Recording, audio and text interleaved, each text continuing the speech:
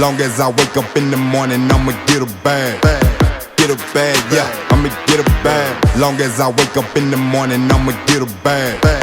Get a bag, yeah, I'ma get a bag.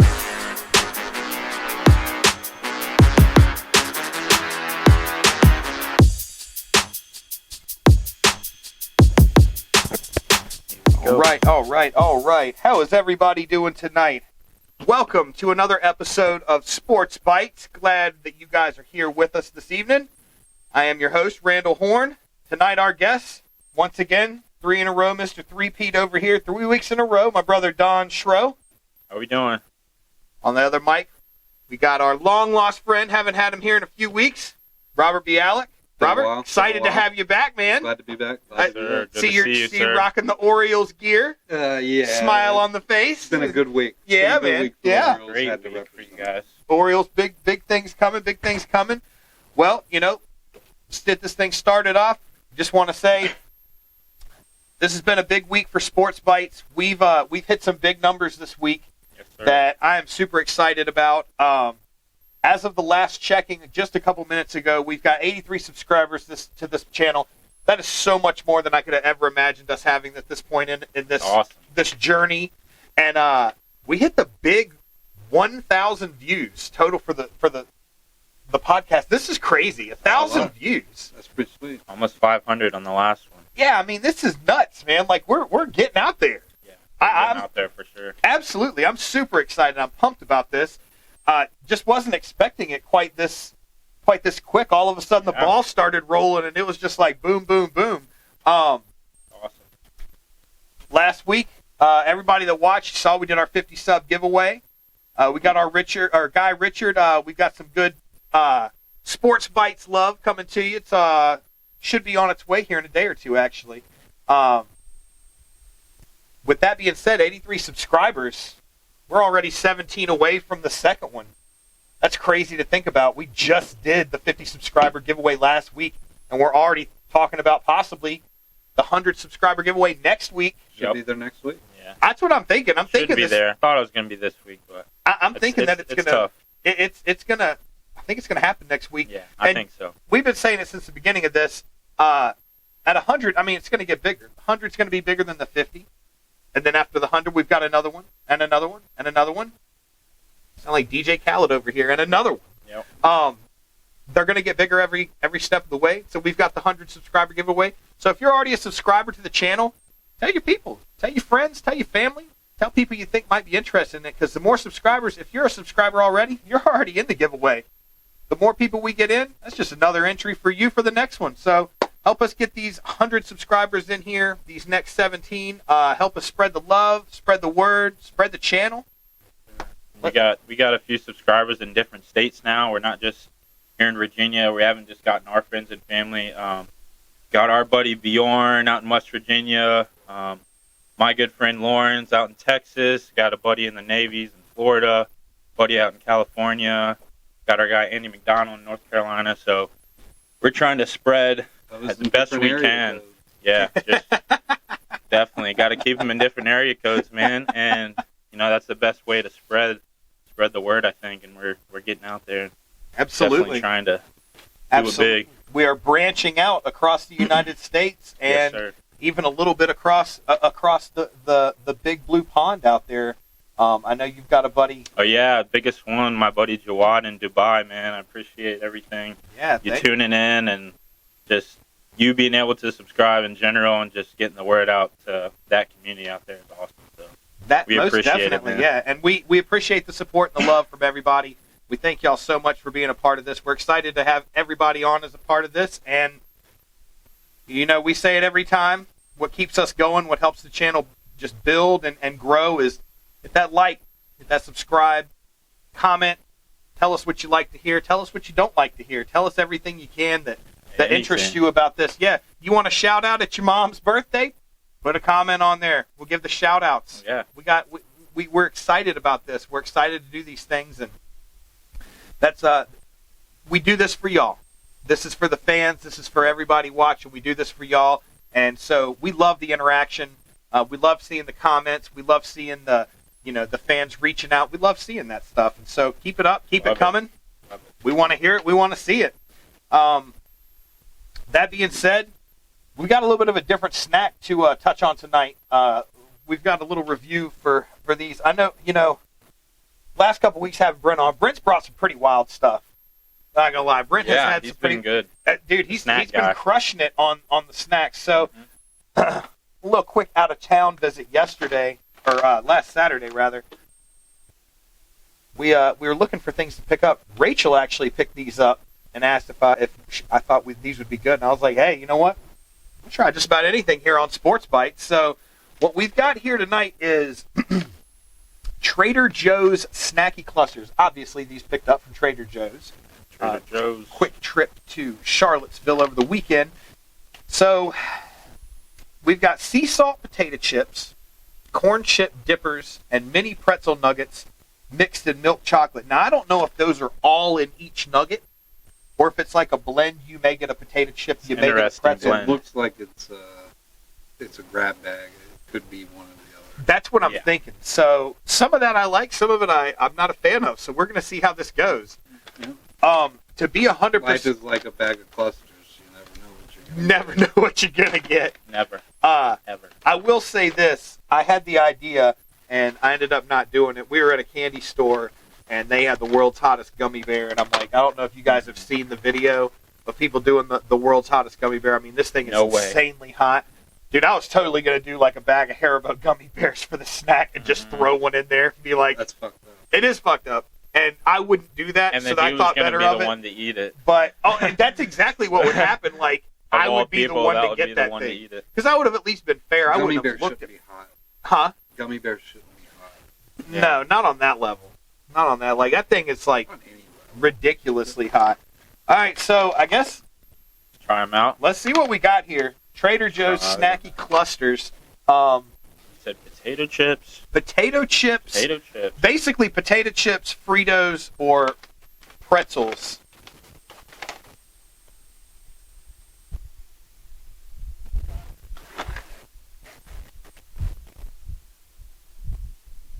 You can definitely taste like the Frito corn chips.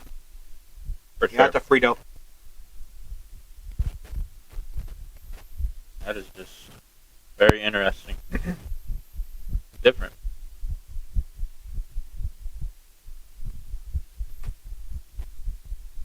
I think that was a Frito. I don't know. I'm wondering if they're all three in each one. Oh yeah, they are. I can taste the potato chip, corn chip.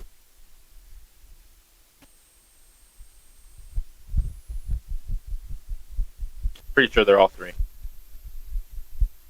Yeah. Because that was pretzel. Yeah. Yeah, that was pretzel in that one. I think they're different. No. A little bit of everything in one.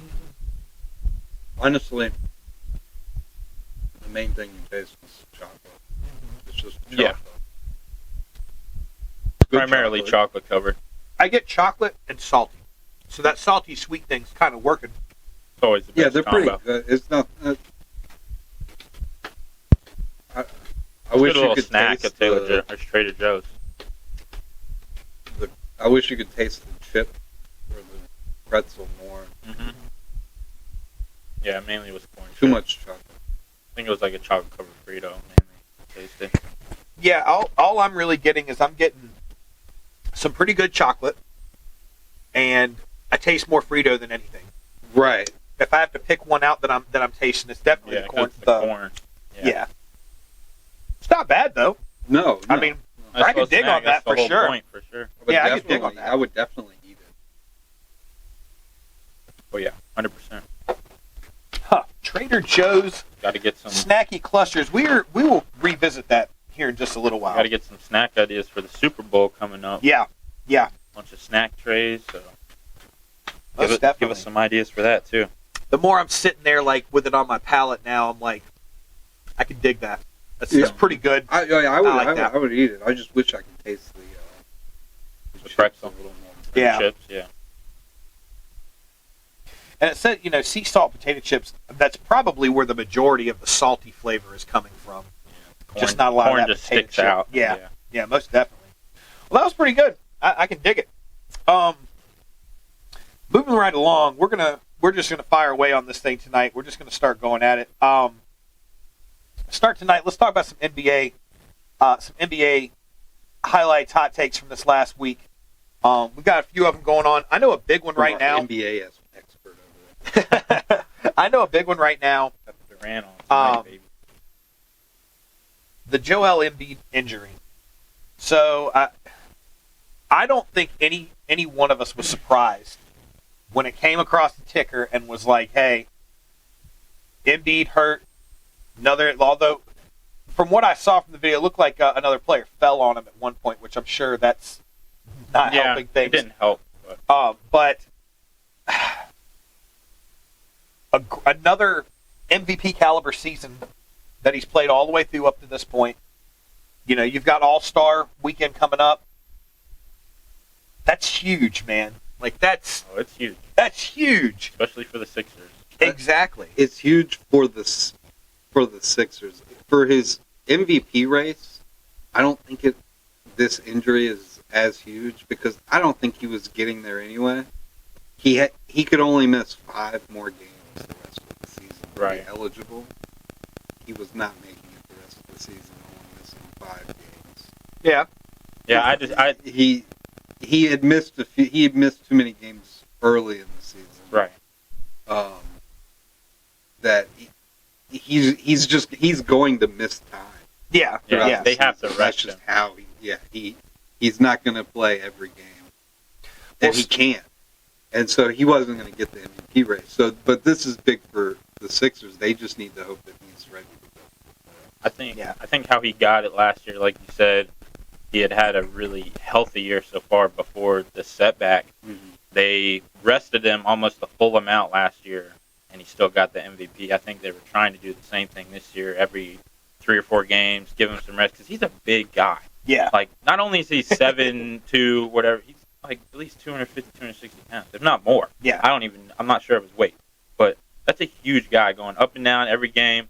And we hit on it just a little bit a few weeks ago in that San Antonio game, the game he set that record.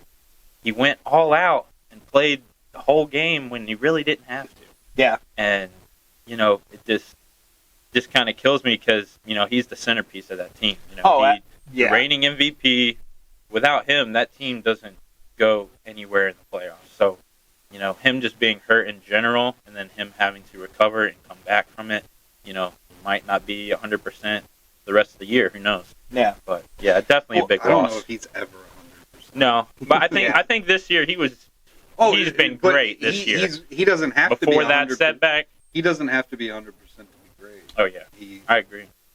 I mean, one good thing that they have going for him is at least with All-Star coming up, you'd get a couple free days in there where he can, that's part of his rest. And that was going to be a part of his rest, and before that happened. Yeah. So I mean that unfortunate time. Yeah, this might put an end to his MVP race, but if he gets healthy, they could still go. Yeah. They could still go for sure. I would like to think that coach is going to change up how he's used for the rest of the season to try to make sure he is at least healthy enough that if they do make that good playoff run, that he's ready to go late in the season. You can start off hot, but if you end up cold or injured at the end of the season, what good did it really do you as a player? So I would think that would be the direction that they would go. But you never know. I'm like, they could come back and have a few losses that they didn't expect through this break with him gone and say, hey, we got to lean on you even harder now coming back. I mean, it's a possibility. I would think the coaches would be smart enough not to do that, but you never know, man. It's NBA. You're very right about that. Maxey should be able to carry him a little bit. And I'm pretty sure the first game Maxey came back after like 3 or 4 games of Embiid being hurt. He set a career high in points and led the team to victory on his own that night. Yeah. So, like you said, he can lead that team. He can. And he got his picture taken with his 51. Yeah, it's 51. I said a few weeks ago, he's a superstar, man. That's why I picked him as my point guard for my team. Do we need to be taking pictures of 51? That was his career high. So that was the only reason why. The picture's taken from Wilt Chamberlain. Yeah, I know. 100. I don't know why he did the 51 and we're thing. holding up 51? Yeah. A good, great for him. It's a great game. Whoa, He's still we're halfway there. He's still really young, man. I mean, he's just having fun. I think he was just having fun with it. Well, that being said, let's move on to another little tidbit from the NBA this last week. Cool stat that I saw: Steph Curry joining Kobe Bryant as the only other player in NBA history with a 60-point game after the age of 35. Unbelievable. That's an awesome stat.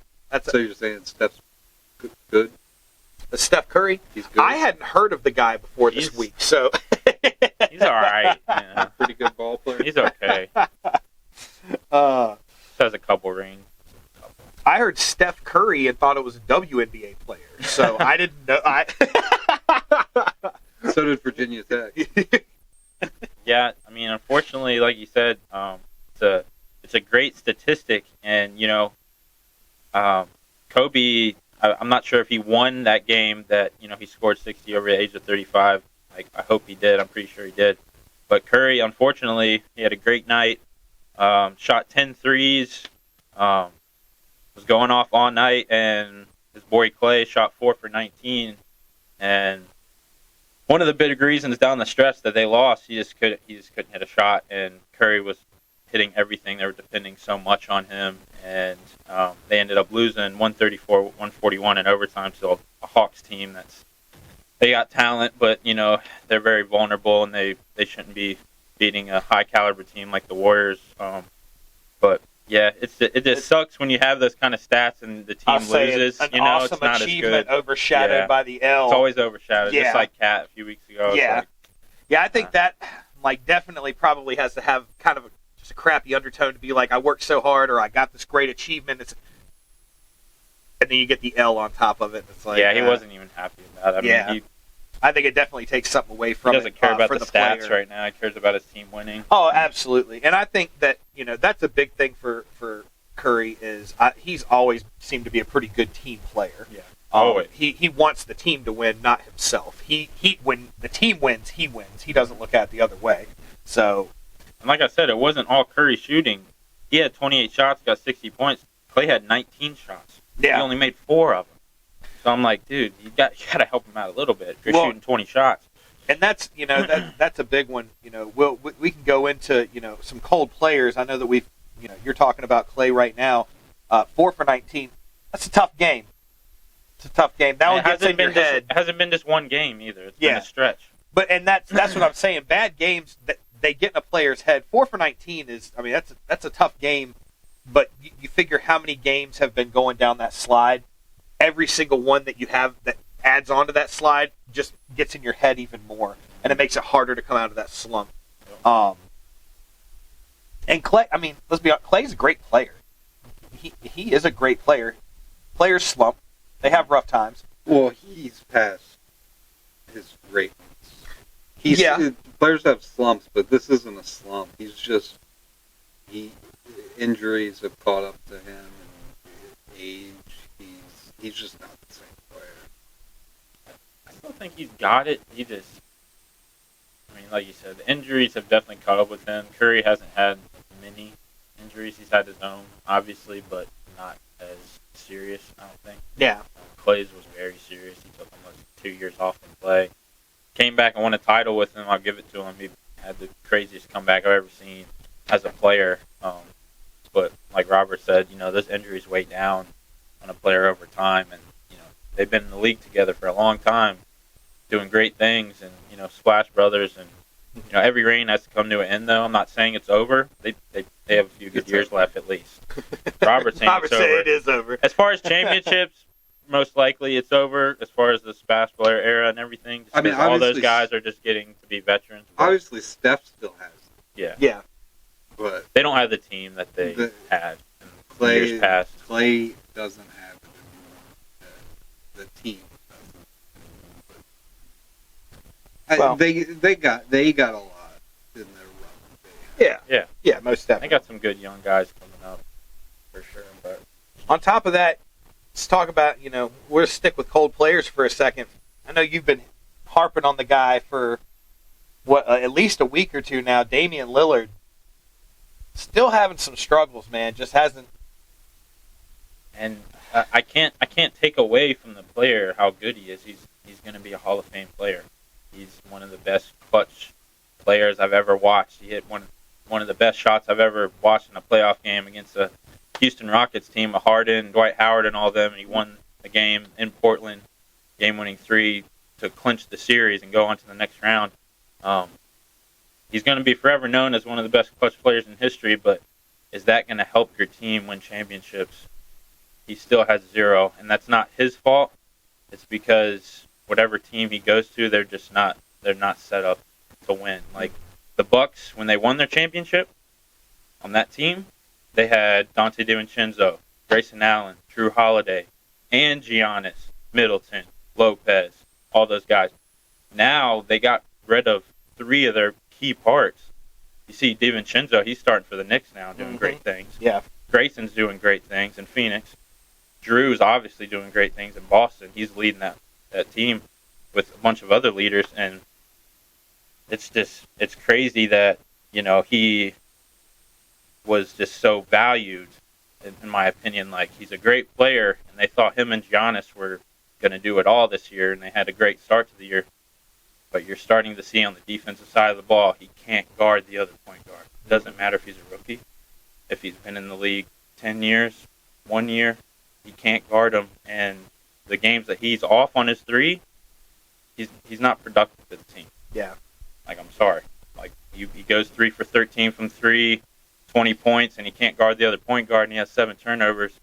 I mean, that plus minus is like minus 25, minus 30. That's terrible. Yeah. And you look at Drew Holiday, every single game, he's so productive. He doesn't take hard shots. He doesn't have to with the team around him. He plays offense and defense. But he's a really good defensive player, and he was the main reason they won that title. He was the MVP of that series. Yeah. It wasn't Giannis. It was Drew Holiday. The defensive drop-off from Drew Holiday to Dame is correct. And that's what they thought. They thought an offensive player was going to overwhelm a defensive player and an offensive player and be better somehow. It's not. And they're seeing it now. It doesn't matter if Doc Rivers is in there. Yeah. Giannis is starting to realize, he can have the best night every night, and they still not winning. Yep. I still don't know why they thought Doc was the answer. It really doesn't matter at this point. Like I said, you could throw a great coach in there. That team is not going to win against these high-caliber teams now because they gave up too many pieces away. Yeah. They had the team. They could have kept them they could have definitely kept Drew for less money than Damian. Yeah. Grayson Allen and DiVincenzo, they don't have huge contracts. They could have kept them. They had the money. They got cocky after they won that title. We have to change everything. No. All you had to do is keep those same players. I guarantee you win another one. Yeah. Stop trying to reinvent the wheel. I hate that. I hate when you win the title in the NFL or MLB, you're like, I get it. Those players are more valuable after the year because they're on a championship team. But wouldn't you want to, stay on that championship team for a little less money? I'd rather win rings and get a little bit more money every year. No. That's me. That's as an athlete. 50-50 mindset, though. Some athletes are all about the prestige and the rings. That. Some athletes are trying to make that living, man. And that's. I understand, but dude, at the end of the day, when you're on a team, you want a championship, no matter what. Like, if you play it, you're your team player, you're on a team. The end goal at the end of the year is to have a ring, have a championship. TikTok, but a championship. You go, no matter what team you go to, the championship isn't guaranteed. No. Money. Right. Well, the TikTok Chris Bailey, and I think I asked you, the one that he asked me at work the one day, and he was like, from a sports side of things, he was like, if you had a contract on a pro sports team for $175 million, would you give up $25 million of it for a guaranteed ring? Yes. Would you give up $50 million of it for a guaranteed ring? 50 of 100? Of 175. You're still bringing in 125. Yeah. This is guaranteed money? This is guaranteed money, and it's a guaranteed ring. Not a shot at a ring. Sure. Guaranteed. And I think a lot of sports fans, read some of the comments on it, a lot of sports fans, it was kind of cool to see how many of them really were like, yeah, no, I'm giving up $50 million for the ring because I'm going to make that 125, and I'm going to have the ring. And depending on what sport it is, that ring might get me into the Hall of Fame. Exactly. And so later on in life, it's benefiting me as well. It was kind of a cool question to think about, like, how much would you give up for that ring? And to get a ring, you have to play exceptionally well, so you're going to get recognized. Exactly. You're going to have an extension. You know, you're going to get more money in the future. Yeah. Like, the more rings you get, you know. Well, speaking of playing exceptionally well, let's talk about a couple hot teams we got going on right now in the NBA. Spicy. I know you wanted to start off, you were talking about the Cavs, man. Your old team. My whole team. When they had LeBron. Yeah, you know, I've always been a LeBron fan. I've been, you know, a huge sports fan my whole life, but that's just been kind of a thing. I've just been following him. I haven't really had a team, and I followed him through the good and bad years. You know, he was with the Cavs for 8 years and no championships. Well, right now they're playoffs a bunch, but no championships. Right now, they're looking pretty good.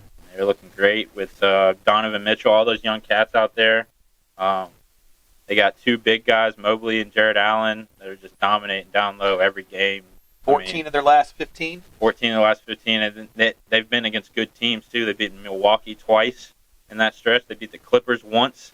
One of their 5 losses in the last 30 games. I mean, they're red hot. I was going to say, so let's jump over. Let's jump over to the Clips.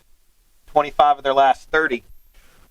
Yeah, they've been one of my favorite teams to watch. They're really meshing well with Harden now, and like even the other day, Harden had a kind of off game, but he had like a bunch of assists, and you know, he still got Paul George, Kawhi, Westbrook coming in clutch, and Westbrook had his like 25,000th point the other day, so he was going to go off anyway. He was ready to get that number. Him and Harden both had that number actually now, so that was a pretty cool stat. But I still feel like, you know, that team is the most dangerous just because all their weapons, and they have a few good centers as well, and a lot of good bench players, Norman Powell and a few other good guys. So I think they're the most dangerous team for sure. Got a lot of talent out there. Most definitely. Most definitely. Best 30-game stretch in Clippers history, 25-5. That's Pretty impressive. awesome. That's impressive. And then we've got Oklahoma City. KC, they've been consistent all year. They just have a young crop of talent. Just kind of like what we're going to hit on with Baltimore here soon.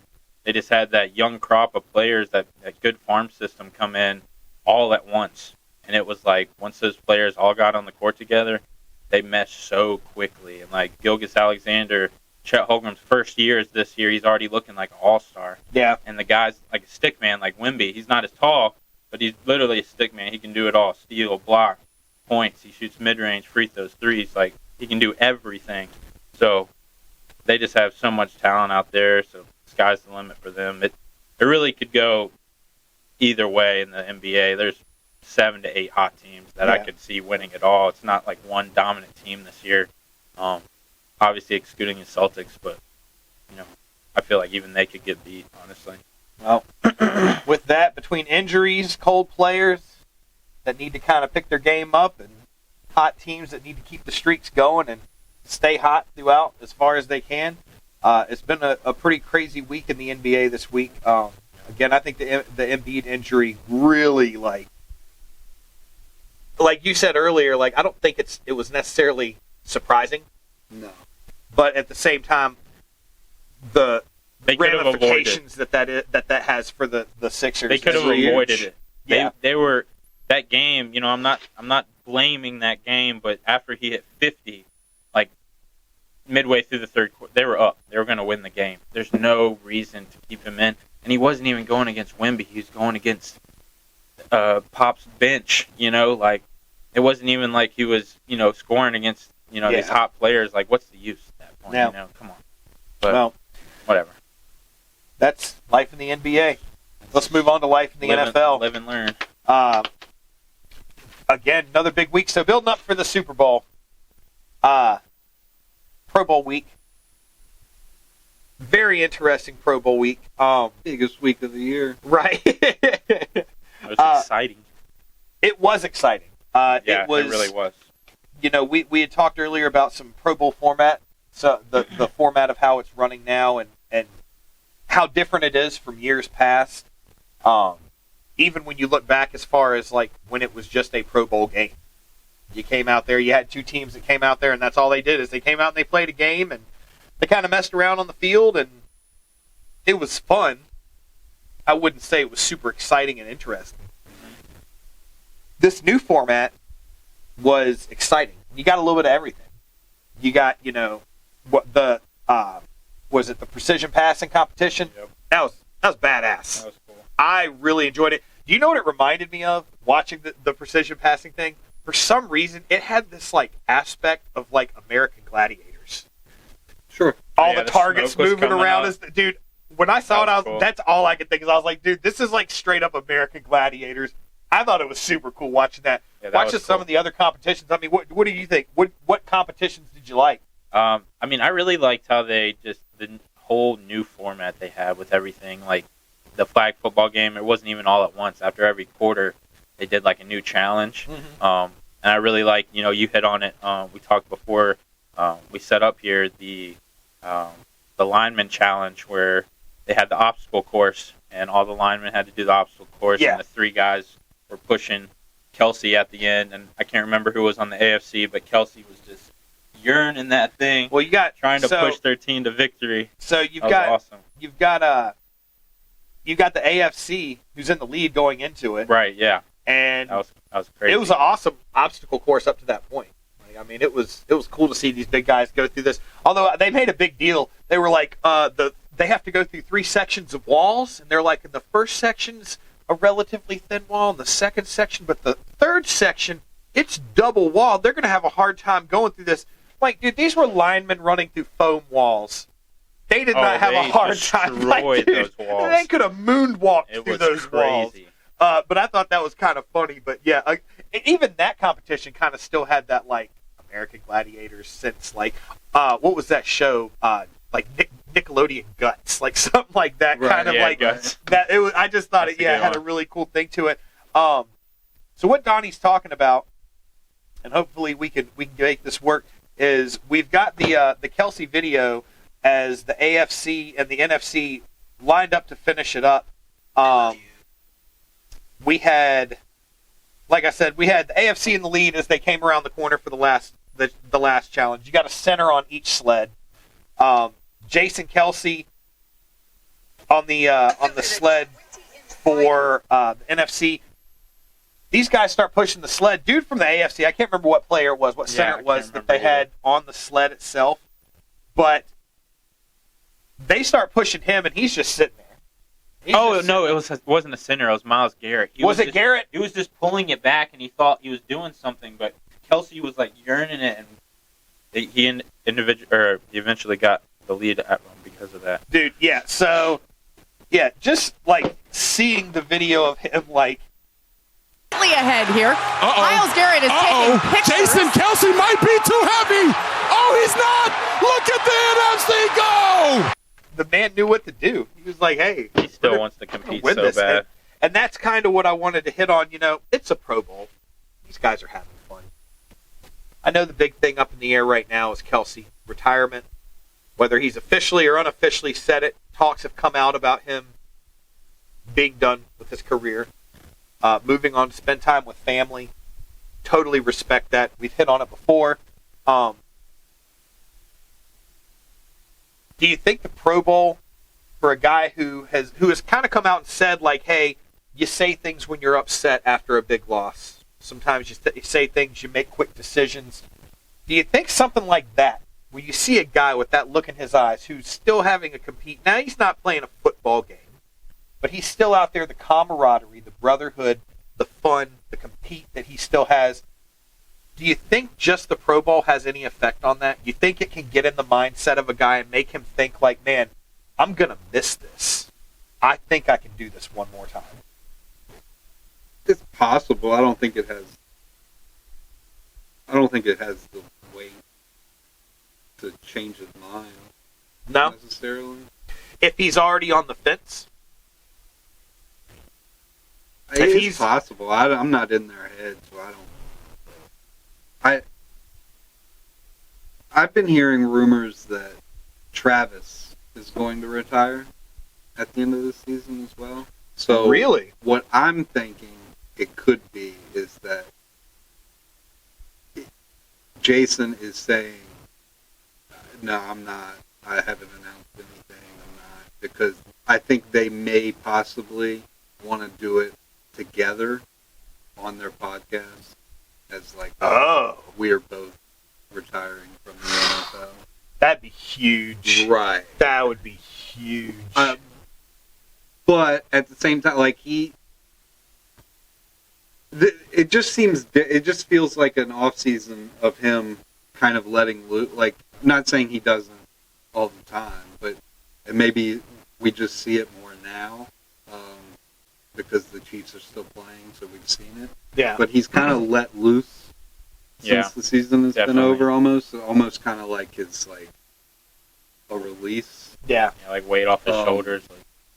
So I think that he is going to retire, and I think that he is just having his last fun at the Pro Bowl, which is why he was like having so much fun. Yeah. He knew it was his last, but I could be wrong. But I think I have the feeling that they're both going to announce them after the Super Bowl. Well, and that would be so. I mean,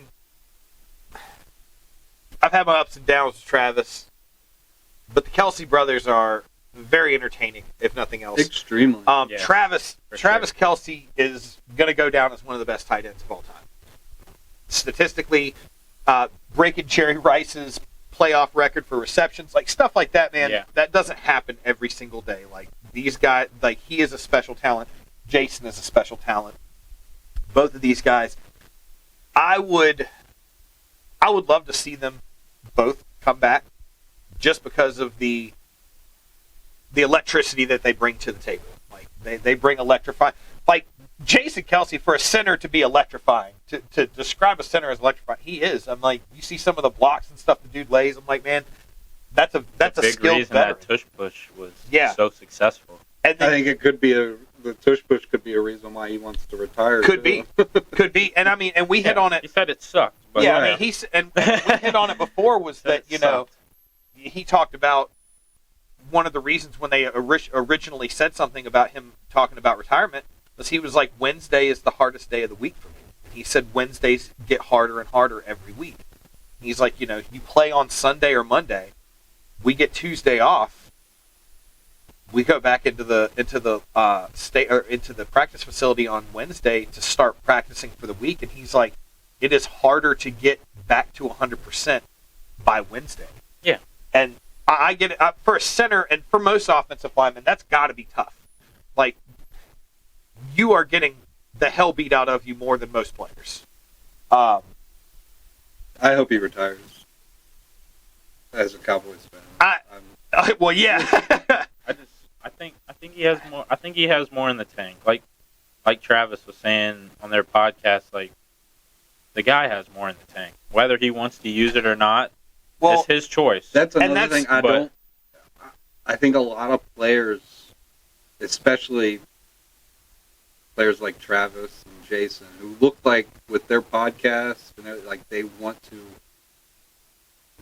start something in the media, settling down after their retirement. A lot of these players, I don't think, want to use up all of their gas in the tank. Jason has a family. Yeah. That I think he'd like to save some for them. Yeah, I agree. Well, and it looks like Travis is trying to make a family. Right. Oh, yeah. Well, and I mean, there have been some really great players all time who were smart enough to realize that they did not want to leave the game of football with an empty tank. Mm-hmm. They wanted a little bit left in the tank to have a life after football. One of the most famous that I know of, and he's to this day probably my favorite running back of all time, maybe the greatest running back of all time, Barry Sanders. Barry Sanders retired and had plenty of football left in him. Very young. And when they asked him, will do that to you. Right. To Calvin Johnson. Well, and that's what I was gonna say. Yeah, Megatron man. The same way. It I think a lot of like people a sponge. when Megatron retired, I think that shocked a lot of people because he was still, he was all pro caliber at the time he retired. But these guys, he was quoted saying, he was like, I want to leave the game of football and have knees when I'm 50 years old. Yeah. And I'm like, that to me, you made great money. You did some amazing things. You left a legacy on the field. and you left the game football intact. That's smart. And maybe that is what Jason's doing.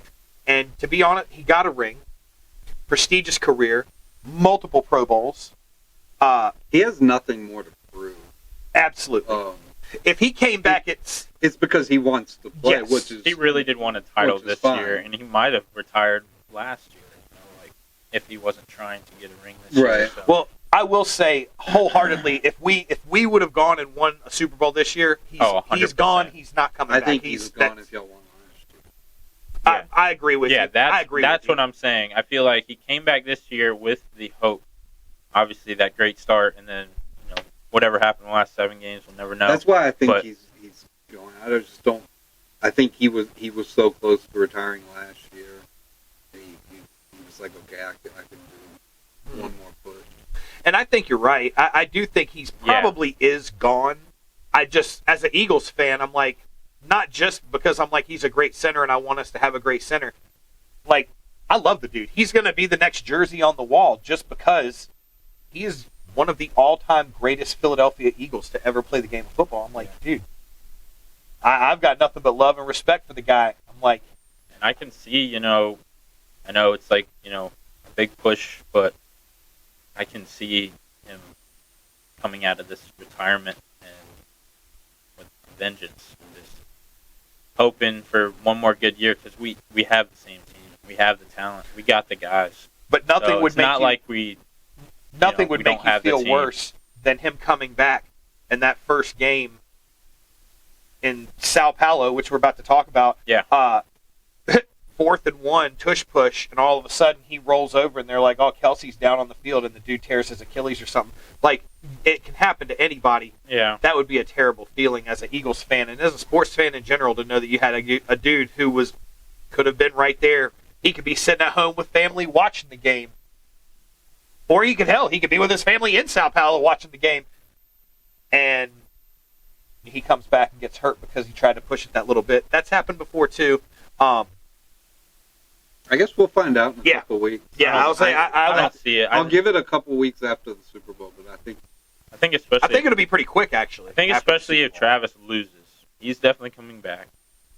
If he wins, there's a greater chance of him retiring. But I just have a weird feeling that the Niners are going to take this one, and Travis and Jason will at least be back.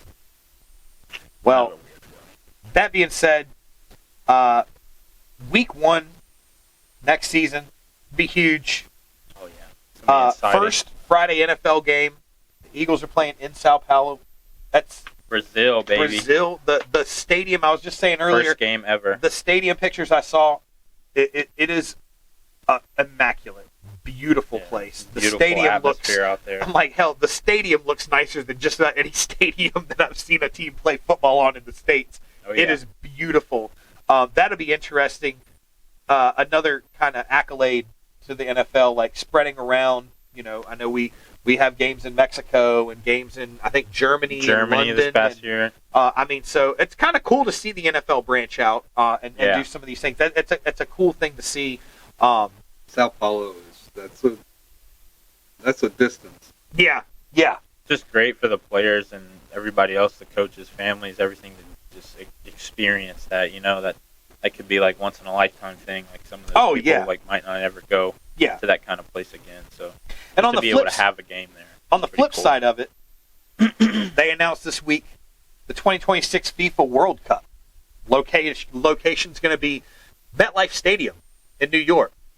Now, that is a terrible idea. That is to me terrible idea. Money had to change hands somewhere for this shit to happen because, like, you're serious? It's in New York, MetLife, New Jersey, the FIFA World Cup. New Jersey. Sorry, yeah, you're right. The FIFA World Cup, 2026 FIFA World Cup, the finals. We knew there were going to be games there. Yeah, but they announced the finals. They better redo that whole stadium. See, that's the thing. Soccer, they don't play on turf. Yeah. And all of these turf fields that they're going to be playing on, they have to put sod. Oh, yeah. Over top. And I was going to say, some information that was given to me by a buddy, who's actually, well, it wasn't given to me. It was third-party information given to me by our guest that was going to be on tonight, George. George, we love you. Wish you could have been on tonight. Hope the family's doing well. Was the information given to us by a friend of ours works for the Salem Red Sox. There is actually, like you were saying, there is guidelines that they have to follow at MetLife. That whole field has to be completely ripped up and redone. After hearing some of the players' complaints in the NFL this year, they shouldn't wait till 2026 to do that. They need to do it now. It's the worst field. So many players that have either gotten injured or who have come off the field and been like, this is absolutely ridiculous that we're letting this happen. I wish the NFL would move to a no turf rule. I wish they would go to grass. Yeah. Most of the injuries happen on the turf. Yeah. I agree. They have too much. They're too strong. They put too much force onto these fields that have no give. Yeah, I was going to say. There's no give. Which then impacts every ligament and joint in your legs. And that, I mean. There's a reason that the soccer players don't do it. Yeah. Oh, yeah. But I meant to look it up earlier. I don't know the exact number of injuries over the last 2 years. But let's see. Here you go. At the end of the year. This was as of November 24th. This was list of injuries since 2020, partial list of notable injuries suffered on the MetLife Stadium turf. Nick Bosa, ACL tear. Solomon Thomas, ACL tear. Jimmy Garoppolo, sprained ankle. Raheem Mostert, MCL tear. Sterling Shepard, Achilles tear. Sterling Shepard, ACL tear. Wan'Dale Robinson, ACL tear. Blake Martinez, Achilles tear. Shane Lemieux, patellar tendon tear. Jabril Peppers, ACL. Kyle Fuller, ACL. Aaron Rodgers, Achilles tear. Al Woods, Achilles tear. Jalen Phillips. These are all, dude, these are huge. That's insane. It's a big list. And that's just a partial list. Yeah. Not excluding the Eagles players that got hurt. Exactly. I mean, last game of the year. To me, I don't understand how the NFL hasn't stepped in and been like, hey, guys, if you can't do better than this, then you got to do grass. I get it.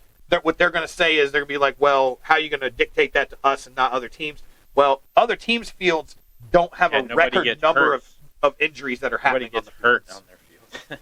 Not on that level. Yeah. I mean, that to me, that's astounding to hear that kind of those names and the number of players. So maybe this is a good thing. Maybe this is a good thing that they bring the World Cup here because it kind of forces your hand. If you want this huge event here, you're going to have to change some things.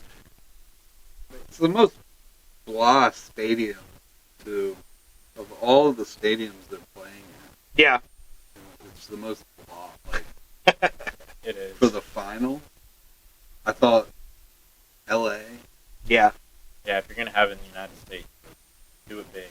You know? Dallas. I was going to say, as much as I don't like the Cowboys, Vegas. I'm like, Dallas' stadium is ridiculously nice. Vegas, Dallas, LA. I say Vegas. Anywhere else, really. Columbus would be better. Yeah. Right. They have a nice stadium. Yeah. Patrick Henry Columbus, has a Ohio. really nice field. Yeah. Our local high school has a better field. Columbus has a really nice soccer stadium. Yeah. Yeah, I don't know. Yeah. And that, like I said, maybe that's a good thing. Maybe it forces them to, forces their hand. Maybe the NFL steps in before then and is like, hey, you're already going to do this. Maybe just do it now. Well, they got, 2026? 2026 is when the games will be And happening. I think the finals is the middle of August, beginning of August, the middle of August, I think. So they won't have much time after that. I'll say so. Worst case scenario, if they're gonna have to revamp the field for FIFA, maybe it'll be ready to go that season. Yeah, better off for them. Yeah, most definitely. Well, one last thing on the NFL. One big betting. I've talked about it. One big betting we tidbit. I've said something about it. I think last week. The over under. We got the plus and minuses on this idea that if Kansas City Chiefs win the Super Bowl, I guess technically that's not if they win. That's just no. That's in general. Yeah. That's at the end. My of the idea Super Bowl. is Kansas City wins. All the hoopla and everything on the field, everybody's going nuts, confetti, fireworks. Travis Kelce proposing to Taylor Swift on the field. I know Robert is very adamant that this is not going to happen. I think there's a possibility. My girl deserves better. What an atmosphere though to do it on, you know. Like wait, even if Travis Kelce's dating Taylor Swift, not Anna Kendrick. it's my other girl. But what'd you say? So what do we got? Vegas odds plus 190. This was on CBS Sports. It wasn't quite on ESPN. Yeah, courtesy of CBS Sports. Minus 190, right? Plus 190, Plus yes. 190, Minus yes. 250, no.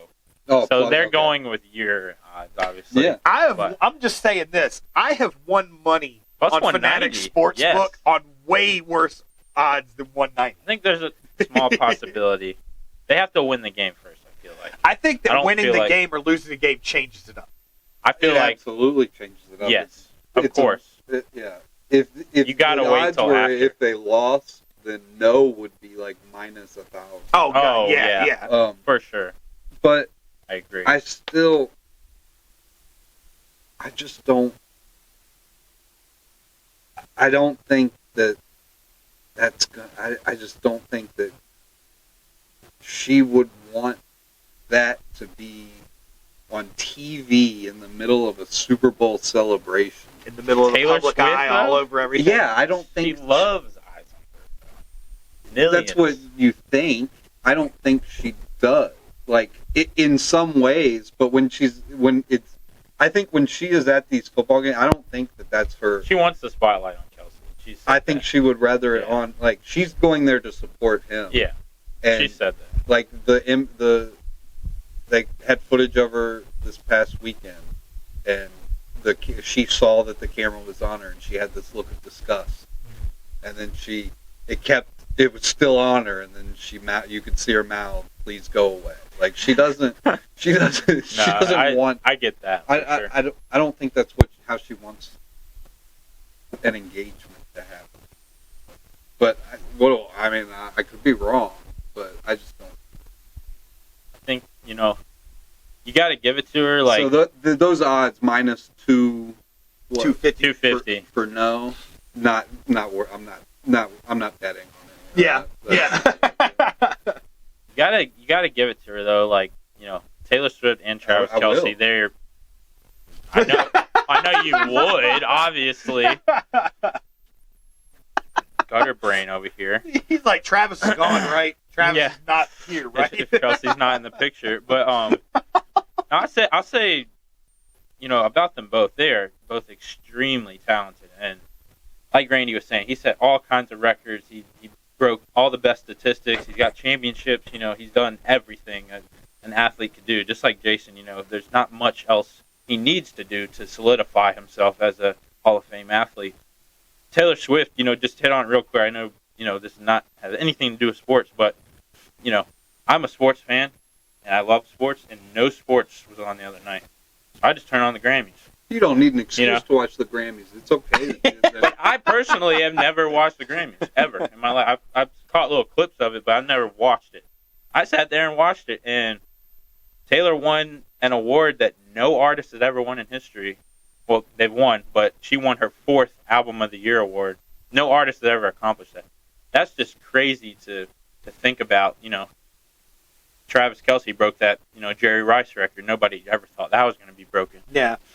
She breaks a record, in her industry. That it's just crazy, the amount of respect, people should have for them just because of the year, all this controversy about, Swift and Travis, at these games and stuff. Mm-hmm. They deserve everything coming to them. Yeah. Like, Travis has earned this. He didn't have the best year, but he is rocking it in the playoffs. Wow. And she has been a huge supporting cast to them. And, she's gotten, more money for the Chiefs, blah, blah, blah. That's not important for them. Yeah. The championship is the most important thing. And like I said, and to agree with Robert, especially if he wins this, I can definitely see him retiring. and maybe asking her to marry him, and just have like the perfect ending to his career. I'm like, what are the odds jump to on that one? Chiefs win. Where's my parlay on this one? I need Chiefs the parlay. win, Chiefs. I think it goes up a little bit. Chiefs for sure. win. Travis Kelce proposes. Both Kelce's retire. Now, what are the odds? That parlayed. I mean, it's over 1,000. I'd have to say. You know what comes into mind? I think it's worth a $5. If you guys, it's worth a $5. You remember the Boise State Oklahoma game where Oklahoma was heavily favored. They were in that Statue of Liberty play to win that 2-point conversion. Right after that happened, the guy who scored went over to his girlfriend. Yeah.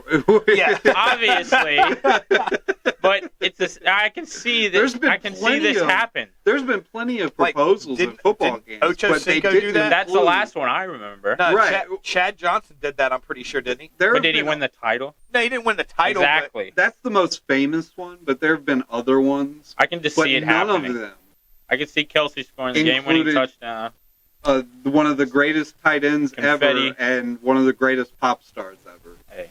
Well, and I mean, I'll tell you now. Another odds. Rachel's brought it up, and you said it earlier, and that's a really good point.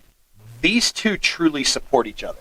She has been at damn near every Chiefs game I've watched this season, and then they show concerts of hers, and you see Travis back there, in backstage, like looking out over the curtains, like smiling and all happy to listen to her sing, or he's standing out there while she's changing the lyrics to songs, and he's like, they truly support each other in this. Crazy. And big name celebrities, you don't see that very often. No. When these celebrity relationships start, they usually fizzle out before really anything ever happens of it.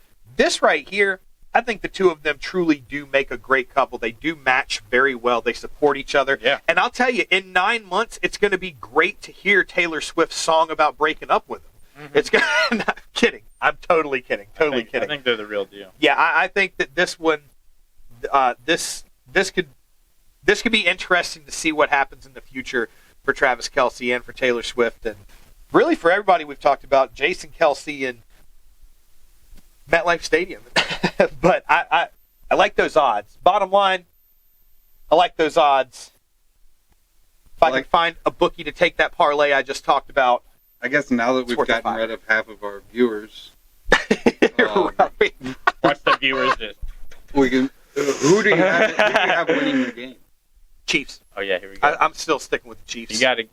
Well, since it's the Super Bowl, I feel like we got to give us a score at least. Last game of the year. Two-story book. You got to give us a synopsis a little bit.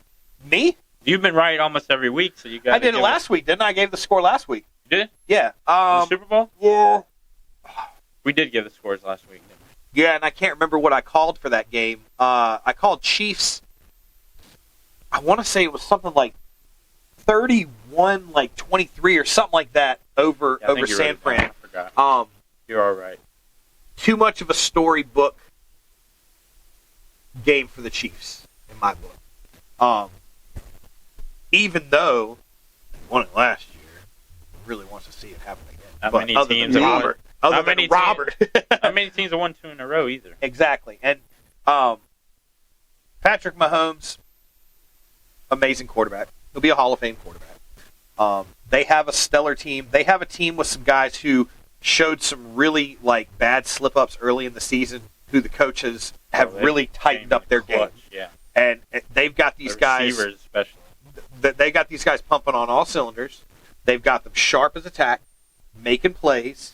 I've got Kansas City. I've got Kansas City winning this one. Again, like I said last week, I'd like to see San Francisco win. I'd rather San Francisco win. But I think that Kansas City, and I've been saying it since day one of these playoffs, Kansas City came into this thing written off by so many people, and I'm like, they are that team that can flip a switch in the playoffs and be a totally different team than they've been all season long. And it looks like that's what they've done. They came into the playoffs and they were like, cool, if you guys think you're playing the regular season Chiefs, you are dead wrong. Yeah, they did flip a switch. We are about to show you who the Chiefs truly are, and they have every step of the way. Yeah, I can't bet against Mahomes. That plus money. At that.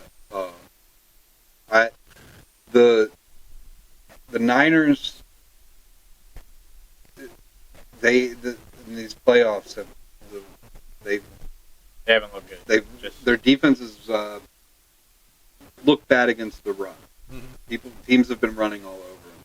Yeah, and I think that is good for Kansas City because their receivers are struggling, and I think Pacheco's going to have a pretty big game.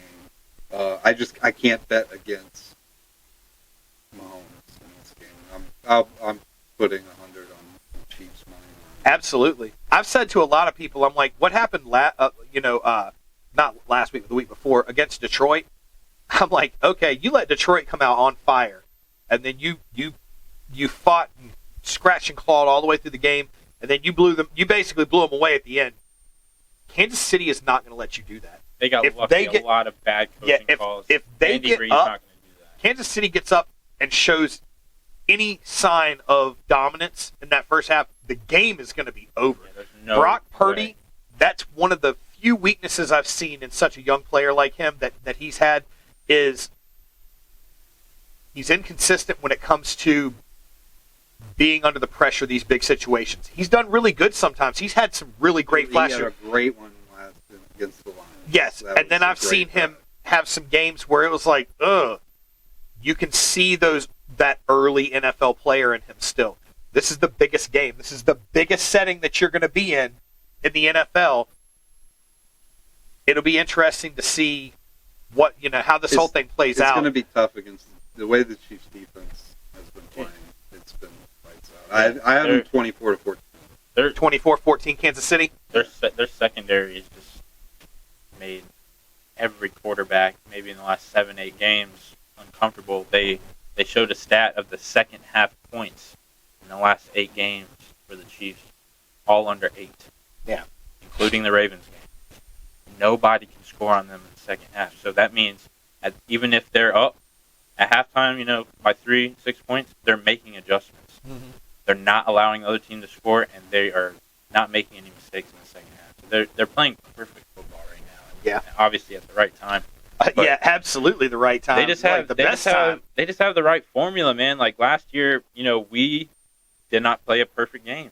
Mm-hmm. We played almost a perfect game. Guess what? They did. They didn't have as many yards. They didn't have as many, statistics as us. But at the end of the day, they made the plays to win the game. Yeah, that's the most important thing. Exactly. And, well, it'll be interesting to see. I hope it's an exciting game. I think it will be. I think it'll be. I think that there's going to be a roller coaster of things going on in that game. But it's going to be interesting to see this Super Bowl Sunday. Yeah, Kansas City Chiefs, 49ers. And the other bets this Sunday? Placing. This Sunday? I really, like I said with the run game, I do think Pacheco's going to have a good game. I have him over 65.5 rushing yards. I'm writing these down. You know that Aaron Jones, who was like the first one in like 15 games to have 100 yards against the 49ers defense, and then they gave it up again the next week. It's only 65.5 is his over-under. Yeah, for and then sure. I'm parlaying a McCaffrey and Pacheco anytime touchdown at plus 155. For both? Yeah, I think that's smart, for sure. McCaffrey's pretty safe bet for an anytime touchdown. All year. Yeah. Yeah. All year. And I think Pacheco's going to have a good game. And then I'm going to sprinkle money on each of those for first touchdown. I like that. For either one of them? I like to have a first touchdown for each player, just in case. Yeah. That's smart. I don't know who's scoring. I don't know which team is scoring the first touchdown. I wonder what the odds are for opening kickoff return touchdown. They have it out there. You just gotta check It's worth a $5. Probably like plus 1,500. If you can find this bet, I think I saw it's like 19 out of the last 20. It's something really big. A touchback for the opening kickoff. No touchback for the opening kickoff. That's hit like 19. Really? Because they always want to return it. Yeah, you want to start the big game off big. Yeah, remember Jacoby Jones, the back of the end zone. That's a cool one. Crazy. I didn't think about that. That's pretty cool. Yeah, that's good. Now in Virginia, it's hard to find some of these prop bets. Virginia is very limited with prop bets. Yeah, you're right. Like none of those like heads or tails, which Gatorade. Yeah. Spilled on the coach. Yeah, like we don't see any of those, which is kind of a shame. We don't get any of those. Yeah, sure. We're always limited in our sports book. Yeah. And I still don't understand the law for can't bet on the colleges. Oh yeah. Really, I didn't know that one. No college in the state. Yep. You can't bet on any college. Well, one thing before we come off the NFL, while we're talking about betting, there is one thing I wanted to talk about. I actually forgot to write it down, so I want to hit on this guy. Let's see here. Mid-level finance manager for the Jacksonville Jaguars. Embezzling basically $20 million of team funds. Had you not heard that? Story? Had you not heard that story? Because that's not before the story of him embezzling is a couple months old. Really?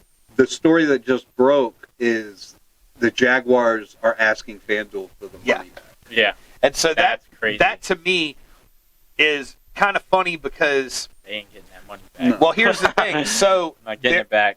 There is laws in place that for sports betting, FanDuel and Fanatics and all these other sports books, they have a duty that they have to check to make sure that your money in is legitimate, that it is legitimate money, not by any kind of illegal or funky means. It's legit money for betting. So if you're in a sports book betting, at some point your money has been checked to make sure everything's good. However, for daily fantasy betting, the laws are different. That's what I was getting ready to say. Yep. Most of the money that he lost was daily fantasy. Mm-hmm. And FanDuel did reach out to the Jaguars about bets that he was making on their sports book. I read that they did reach out just to make sure. Really? Yes. So I guess think that's FanDuel probably is pretty covered on this. FanDuel's $20 million richer off this thing. They're confident. These sportsbook companies, these casinos, they have some of the best lawyers. Oh yeah, in the game to make sure that they are following everything to a T. My favorite part about this is seeing in the article some of the other high-end, like high roller bettors that enter these leagues and stuff. The dude's name, his name was Parlay Picker, was the dude with what he went under and all.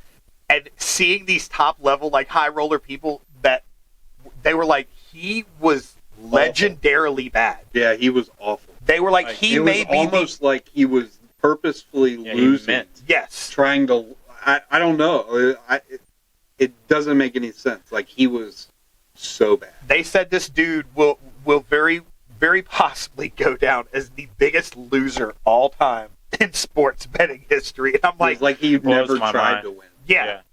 They said some of the picks and moves that he would make would literally not make any sense. It wouldn't make sense on the making money side of it, and it wouldn't make sense on the smart betting side of it. He was just right. And that to me, those words though were like my favorite part of the whole article. Legendarily bad. Yeah, he lost like $22 million. Yeah, $22 million total. They're asking for 21 from FanDuel because he had lost 1 from DraftKings. Yeah, so I had read close. I had read 20 from FanDuel and 2 from DraftKings. But even if you go to a fan and ask them random question, you don't know anything about sports. What should I bet on this or this? I guarantee they have more success than he did. Oh, good God! You can pick a random person that doesn't know shit about sports. Like I said, sports. most of what he was losing on though was daily fantasy and the teams that he was putting together. Yeah, didn't make sense. Yeah, I know. Yeah, I read that. They said a lot of the people that he worked with at the Jags, like they were like, there's no way he can afford to live the way he was living off of what he made with Jacksonville. But they were like, we figured it was generational money. Like, that his family had money, that he was living it up that way. He was living an extravagant lifestyle from what I've read. He was living it up. High on the hog. Yeah, Very short period of time. The funny thing is, from what I've read, Very and I'll have to short. go back and double check this. I don't know what the sentence is that he's getting, but I know that the fine that he's paying, $500,000 fine.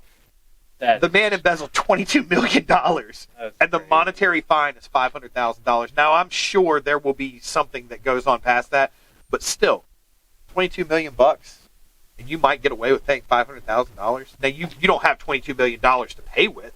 But he still, probably doesn't have 500,000. Like that, dude. After all this, he doesn't have $500. Right. Like the fines in these situations don't mean anything. They don't. The guy can't pay it. He's going to file bankruptcy. Yep. Pretty much. But that's, I know we all kind of dabble with sports betting, and I saw that article, and I was just like, I've made some bets before that I'm like, I probably shouldn't have made that. I lost $100. Damn it. That's crazy. And then I read that, and I was like, I don't feel bad about any of the bets I've placed ever. Yeah. I feel pretty good about just about everything I've ever bet on. Like, 20-leg parlay, I still feel more confident about it seeing what that dude did. But, so let's move on. We've got one more big topic tonight. We got some MLB action. Big thing. Today is the 6th, Tuesday the 6th. February 14th and 15th for what it appears to be all MLB teams. Pitchers and catchers are reporting 14th and 15th of February. Weird. Boys, you know what this means? Baseball is back, baby. It's right here. It's right around the corner. It is. It's not even around the corner. I feel like it's just down the block a little bit at this point. It really is. It's exciting. It is very exciting. My favorite sport. It is. Yes. It's very exciting. I'm so... Even more exciting for me now. Well, I was going to say, he's on the edge of his seat over there. I was going to say, he's just like moving around, like licking his lips over there. Baseball season. So I am too. Let's go ahead and fire this thing off. Robert, let's talk about Bobby Witt's extension. Let's fire it off. No, let's talk about a job by the Royals, right? I mean, that is in all seriousness. That's big. That's a great move. Key piece to their puzzle, most definitely. Yeah, he even had a slow start last year, and they were almost thinking about benching him, and then all of a sudden, about a quarter way through the year, nope, he started streaking and just game of streaks and slumps, baby, flying high. Yeah, I think that's a smart extension for them. I can't remember how many years was it. Was it 7? 11. 11 for years. 285. Oh my God, really? 11 years? 11 for 285. But here's the thing: is different. Like Tatis, for example, he signed one of those big ones recently. Mm-hmm. All right. I don't think the Padres are fully thinking about what type of person that guy was. Obviously, you've seen in the last few years all the distractions he's had outside of baseball. This guy, Bobby Witt, his dad is a former player as well. Yeah, right? yeah. He comes from a baseball background. Now, Tatis does as well, but he's his own style of player. His dad, you can't compare him to his dad. Bobby Witt and Bobby Witt Jr., there's a lot of similarities. Yeah. He got a lot of the stuff that his talents from his dad, and just that goal mentality, just to be a good player on and off the field. What year is Witt? This was his first year. So that's another thing. Those 11 years is a little. It's really a 6-year extension, right? Because he can't go. He couldn't test free agency for 5 years, right? Yeah. He had 5 years locked. And then 5 years locked in with the Royals. 6 extending. 6 extended. They just made sure that. Oh yeah. You're going to be all right. Yeah. And after that 5 years, he can solidify himself as a Royal forever. Yeah. What you're talking about, I agree with you. Between Bobby Witt and Bobby Witt Jr., it reminds me kind of a lot of like Vlad and Vlad Jr. Yes. Similarities. So many similarities between those two guys. I love watching that. Yeah, except Junior has a much fatter ass. Oh yeah, that dude's big. I say, but the man can swing the shit out of a man. Yeah, he's got that swing. Man. Yeah. Well, good extension for the Royals. That'll be interesting to see how that goes for them. I would think that that's definitely a positive thing for them, positive direction. One of the big ones we've got tonight, and I know Robert truly has been waiting to go on this one because it's been something that before we even started this podcast, even at the end of last season, just us guys talking sports, it was something that you you really felt strongly about. You were having a hard time. It's like, man, they're not willing to put money down on this team. They don't want to put money down on this team. Well, now the Orioles have a brand new owner. Yeah, they do. David Rubenstein and a team of billionaires. Like there's a couple billionaires in this. Yeah. In this team, Cowardkin Jr. is a part of this. Grant Hill. Well, I didn't know about Grant Hill. Yeah, it's big. David Rubenstein is from Baltimore. He grew up an Orioles fan. He wants to see the Orioles win. So now, at least for a short period of time, I feel like he is going to spend money, which things could change. Peter Angelos, when he first bought the Orioles, he spent money. And then he just kind of tapered off with that. So if he's just going to spend money in the next 5 years, perfect timing. I was going to say, that's when y'all need it right now. Perfect timing. Yeah, y'all got the crop, for sure. The young players on this team, Adley Rutschman, and those two mainly, Adley and Gunnar, who are on the team now, you want to be the future. Yeah. Well, y'all on top of all the other young players Mountcastle, that they Santander, Mays. Yeah. God. Mullins, who's the old guy now on the team. He's unbelievable. You guys have truly, started building from the ground up on this thing. Exactly. Grayson, Heston Kierstead, all these young players. And I haven't even mentioned Jackson Holliday, the number one. Yeah, your pitchers. The number one prospect who I look to. If he isn't on the roster to start the season, it'll be in a month or two. He will be. He'll be. To me, he reminds me kind of, but like, I hate to use the word hype, but the hype behind Holiday reminds me a lot of Michael Harris when he was coming up. They were like, he's going to be the guy. He is going to be the guy. You look at the things he's done up to now. He's going to be the guy. And then he came up. He got his call up, and has been, big time since then. I think Holiday is going to be the same level. The expectations of him, the way that he went through the minor league system last year, he just shot right through. Yeah. Well, I was going to say, everywhere he went, he produced numbers. Another thing, like Harris, if I'm not mistaken, Holiday jumped leagues, didn't he? He went from last year. He went from one to three, didn't he? He went from single A to triple A. Yeah, I'm pretty sure he jumped leagues. No, he did play a little bit in double A. Did he? But like I think he jumped one of the single A. Okay. I think he jumped he might have jumped one of the leagues, but double A he wasn't in it for too long at all. Just a 5-tier player. Yeah, I mean he's just like Harris, like you said, 5-tier. He's so good. He's so good. A left-handed bat, which is perfect for Camden Yards. Can you tell Robert is passionate about this? So excited. I haven't seen him look this happy all damn night. But the thing about the thing about with ownership, with all of these young players, is I knew what the future was. It was okay. We've got 5 years to do this, and if they don't, Adley's gone. Yeah, Gunner's gone. Jackson's gone. All of the young players will be gone. It'll be just like Machado because they're not going to spend money. Angelo said last year, in the middle of it's a great season for the Orioles. Everything's great, and he just has to open his mouth and be like, well, we want to keep these young players in Baltimore. We're going to have to raise ticket prices. Okay, dipshit. Right. Like, whatever. Dumbass. So they just can't let the fans be happy about everything. There's got to be something, right? I'm not even excited about the ownership in the fact of like, go out and pay for all these players. Yeah. That's not what I'm excited about. I'm excited about paying Adley Rutschman to stay on. Yeah, paying Gunnar Henderson to stay on this team. Well, and that's what you always said before all this was you had concerns about your window. Right. And now you have the ability to open that window. The window is just opened up a lot more. Because if you can keep these young core players on the team, you can put stuff around them. Yes. Yes. And that seems to be what they're doing.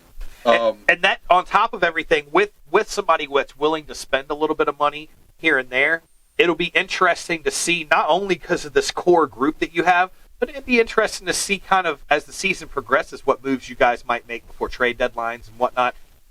You may have some needs that may open up, or you may have some players that open up and say, hey, I'm ready to go somewhere else that may be a great fit. You guys really could. I'm already keeping my eyes open. As far, because I think our one weakness is our bullpen not having Batista as a closer. I could see towards the end of the season, the Brewers, if they're going to keep selling, maybe they're going to get rid of Devin Williams at the end of it. You know, maybe we can get him. Those teams are selling right now. So yeah, that's huge. That's definitely a bright spot for the future. Yeah. Well, and y'all are already making some moves. Yes. Yeah, making moves. The Huge Corbin move. Burns, that I couldn't believe. I still can't believe it. That's probably he's one of the better. He's pitchers probably the the best pitcher that we've had on the Orioles now since Mike Messina. Yeah. We don't have dominant ace pitchers on the Orioles. And now with Corbin Burns, you look at their rotation. You have Corbin Burns as the ace. Bradish is the number 2. Who Bradish last year, he doesn't get talked about a lot, but he was up there in the Cy Young votes. I think he was top 3 in Cy Young votes. His ERA was, if we had Corbin Burns and Bradish last year, that is the best ERA by duo in the major leagues for pitching staff. Then at 3, that's a good stat to have. At 3, you've got Grayson Rodriguez, who is he took a step. The second half of the season, he was great, and he has nasty stuff. He has ace potential. Yeah. And if he takes another step, that's 3 great pitchers right there. Then you've got John Means at 4, who was probably before Burns was the best pitcher we had in forever. He's pitched a no-hitter. He's a solid. Now he's coming back from injury, but he looked good at the end of the season coming back from injury last year. So then you've got Kramer at the 5. I'm not a big fan of Kramer, but he had a great season last year. But, it's looking great. I only see one problem for the Orioles. One Achilles heel on this one is that you got a new owner who's, he's coming in, he's willing to spend, like you said, at least right now. You got a great fan base. You got a team who unexpectedly went much further last year than anybody thought. Mm-hmm. The only thing that I see that could be a downside is, damn, dude, the bar is set so damn high for y'all. No, you're absolutely. Baseball is a finicky bitch. Yes. I know that last year's success means absolutely nothing to this year, even with adding Burns. That doesn't mean anything. Yep. All these young players that had great years last year, well, they could take a step back this year. Mm-hmm. It very easily happens in baseball all the time. Every season. So nothing is guaranteed. That's why I was saying last year when we were in the race last year, you have to make the moves now to go after these opportunities because you never know. Right. Not every team is the Dodgers. I will say that we are looking more and more like the Astros. Mm-hmm. Mike Elias, our GM, was with the Astros in their rebuild. The Astros had the number 1 draft pick in 2012, 13, and 14, I believe. Number 1 pick. They only hit on 1. They hit Carlos Correa. But in those years, they picked Correa, Altuve, Bregman. They've hit on Kyle Tucker. All of these players. And they used all of these young players to then trade for Verlander. Mm-hmm. To help supplement this team, and then they go on to win the World Series. And that is exactly what Elias has done in Baltimore. He has built from the draft and got all these great young players, and he just traded for Corbin Burns. And And really, he didn't give up a whole lot. Now, some would say he gave up too much for 1 year of Corbin Burns, because that's all we have. That's all he's in contract for, and his agent is Scott Boras, which means he is going to test free. Oh yeah. Now with the new owner that we have, we are in talks of signing him in the off season now, but it is a 1 year rental. But Joey Ortiz is a guy who was not going to see the field. He's a really good player. But with Gunnar Henderson, with Jackson Holiday, with Jordan Westford, we've got our infield is set. Our infield is set. He wasn't going to see the field. DL Hall, I love his stuff. His command is not there, and so I like it. Yeah, I'm fine. I'll tell you what I'm excited about. I'm excited about a different Robert during baseball season this year, because last year it was like Randy Quaid in Major League 2. It was like no matter what they did, Robert was like, they'll blow it in the playoffs. I want to hit on something. I wasn't wrong. Yeah, I want to hit on something just because, not this past year, but the year previous, when they had that big streak at the end of the year, they didn't make the playoffs, but they had that huge push. I called last year you guys were going to explode. I didn't think you guys were going to win the AL East, but you guys were going to be top tier of that division. I truly believe I've been watching your team almost more than my team the last year, just because I love watching the farm system and all the youth grow. And you guys were bringing in, y'all were bringing in Westberg and like all those guys, putting them in the starting lineup, and they're producing their first day as an MLB. Right. And it wasn't just one. It was like 3 or 4. And then you add them on to Rutschman and Henderson, like you said. That was their second year as, in the starting lineup. So it's just exciting to see that kind of like youth doing so much and have that much talent. The next gen, man. It compares to our Braves, just because our farm system, like you were saying, brought up all our good guys. Acuna, Albies, Riley, all those guys, man. Michael Harris. I never realized how important to the last couple of years, how important your farm system truly is on your team. They're taking that and they're running with it. Yeah. And I truly think, I wrote debate topic, but like I really think you'll agree with me on this. The AL East is one of the best divisions in baseball, but I truly see them dominating in the next few years, just because they're already making the moves. Like before the season even started, they signed their ace. Yeah. All right, they filled that hole. They have a whole lineup full of youth from top to bottom that is dangerous. I'm sorry. From 1 to 9, I watched them all last year. They can all hit. They can all produce. And then they have that good bullpen. They have good pitching to follow up Burns. Mm-hmm. There's not many holes. And then, like you said, the management, the ownership, the coaches, it's all coming together. It doesn't matter what the Yankees do right now. It doesn't matter what the Red Sox do. I think the Jays and the Rays honestly have better teams than them right now.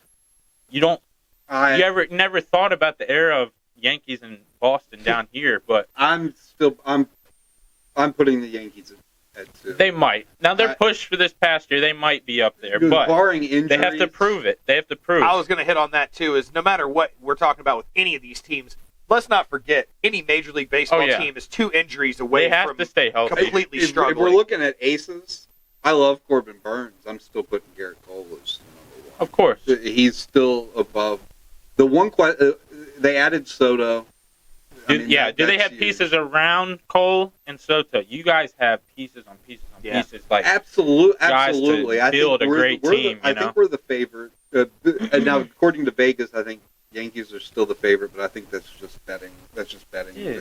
But and I mean, do you really go by that? People need you don't to really realize know until the season really starts. What's right? But the one thing that I question with the Yankees this year was Stroman. I don't think that he is that good of a pickup for signing Marcus. Yeah, I think he's a good pitcher. Yeah, but I think he's a sensitive basket case, and New York is not the place to play when you can't take first bad people game. You're getting chirping. booed. One game. If you break under the pressure, man, they're going to chirp you. And that's what I've been begging. And Stroman does not take that very well. He's one to get very sensitive. Right. I think that could blow up. Like I said, we should. I think we should win the division, but baseball is freaking weird. It's a lot has to happen. Like you said, everyone has to stay healthy. Like you said, they could take steps back instead of steps forward. Not everyone could produce the same. You're exactly right about that. Take a step back. I don't see us winning over 100 games. We won over 100 games, and we didn't get swept all year. Yeah, I don't that's think just as consistent as you can be all season long. We're not doing that again. No. I don't think you have to. I was just going to say that you don't need to do that. I said, we take a step back, but that could mean winning 95 games. Yeah, and then you guys streaking at the end of the year like we did. I would much rather be streaking at the end of the year. Yeah, absolutely. The year we won, we had 87 wins. We weren't streaking to the ass end of the year, and then that in any sport, just like the Chiefs, they didn't have the best year streaking at the end of the year. In every sport, that matters. I think the one. It's not about how you start; it's how you finish. Gets too much time off. I agree. Yeah, I hated that. I've hated that for the Braves. Debate I've hated that. But that's as Braves fans, I'm biased. But even if I wasn't a Braves fan, I just don't. I don't like it. Baseball is a sport where you play every day for a reason. You have to keep the ball rolling, or else you're going to get cold. And it takes one day. Yeah, literally. One day sometimes is all it takes to end a hot streak. And that's it. And you've got to take 4 or 5 days off. Mm-hmm. We were pretty hot going into last year, and we finished the same exact way as last year. So, well, blame it on whatever you want, but that's it's a big year for the Orioles. Can't blame anything on Angelos. Nope. Well, our scapegoat is gone. Yeah. Like I said, set that bar high. Yeah. Sky's the limit, though, for you guys. So, the Orioles, y'all's future as of right now, the season will tell all. It's the best outlook I've ever had as an Oriole. Yes. Like I've never had an excitement for years to come. Yes. I've had excitement for a coming up year. Like, okay, we're going to be pretty good this year. We're going to be good we're going to be good for years. And that game's going to be awesome to go to. It is. I cannot wait for that. I can't either. Well, that's going to be. I can't wait to show you. We're going to go see Atlanta and Baltimore. I can't wait to show you Camden Yards. Huh? Well, I'm going. We'll go. I've already asked off. I've already gotten off for vacation. Yeah, it's definitely down. That's Never gonna been be there. We're going to the so that's where that was the other thing that's really been awesome is to be able to have an open mindset. Before me and Rachel started doing the whole stadium thing, it was kind of like, well, no, I want to go to Atlanta. That's all I really want to go to is to go see Atlanta. And now it's like, man, we have a reason to go see these other stadiums because we're gonna, dude. Me and her have talked about we're pretty adamant about hitting all 30 stadiums in our lifetime. I think that will be awesome. This is obviously a fairly biased opinion, but I've heard it from many people that aren't Orioles fans that Camden Yards is one of the best places to go to see a game. Yes, many people I've heard that from. It was the first stadium of its kind that ushered a new era of stadiums. Mm-hmm.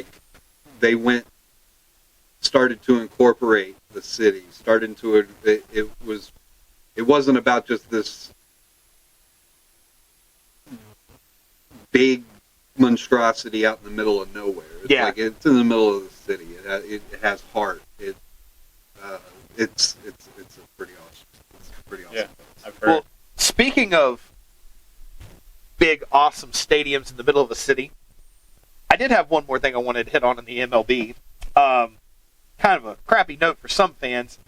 So apparently, it's looking like the Athletics set up a bid for Las Vegas. They put a bid in for a $1.5 billion stadium and to move the team to Las Vegas. And from what I'm reading, it's looking like the mayor has shut down that idea. The mayor of Vegas has shut down that idea. Probably immediately. I believe the quote was, "You should pitch this to the Bay Area and basically stay there." So here's one thing I was thinking of. First off, A's fans, Good for you. rough life they've been leading these last, forever that I can think of. You already have a fan base that's been struggling. You do have loyal fans that have stuck with you through thick and thin. But what does that do to a fan base to know, like, hey, it's pretty public. We were trying to leave, and that's not going to work. So we're just going to make this home again. What does that do to a fan base? I think that they're happy. The fan You think? base, yeah, the fan base last year, they sold out a game just so that they could chant and put up signs to sell the team. They've been pissed ever since they said they were going to Vegas. Right. So the fact that this happened, they're probably stoked. Now, on the same... Now, do I think that they want a new owner? Yeah. Absolutely. They don't. But they love their team. It doesn't change anything about the team. What about the players, you think? You think that does anything to affect the players? I don't think they give a shit whether they're playing in Oakland or Vegas. No? I don't. Probably would have been more excited to live in Not Vegas. really. They probably would have been more excited to live in Vegas. Well, exactly. Like, I think that there's some teams where players might feel that way. Not Oakland. Not the A's. I don't think there's any. They have a lot more to worry about than the stadium. well, it wasn't just the stadium. From what I'm kind of seeing, is it was a lot of things: lackluster seasons, poor office management, kind of poor coaching. They've had a lot of things not in their favor for a while. And I think that this was kind of like their opportunity to say, hey, we can start fresh all over the place. Like, we can really take a step and start fresh. My thing is, I feel like teams like that, when you're looking at it in that sense, you're kind of reaching. Like, you're not really looking at the root of your problems to fix. You're looking at a solution, a big flashy solution. Like you said, big monstrosity. You're looking for that. You're looking for this big flashy solution that the fans will be happy with and that you can use as a foundation to fix all of your problems, where you may have to make the difficult decision and say, hey, we might have to look for new ownership. We may need to look for some new coaches to run this team. A manager may be something we're going to have to figure out. Maybe we need to dump some money into some talent. The owners is the problem. The Orioles was the same way. They just within the last year, there's been rumors because we didn't have a lease signed with the city of Baltimore for Camden Yards. The lease was up in December, and there was no lease signed, and there was Angelos. There was no transparency about what's happening, the future, what's going to happen, and there were some rumors that we were moving to Nashville.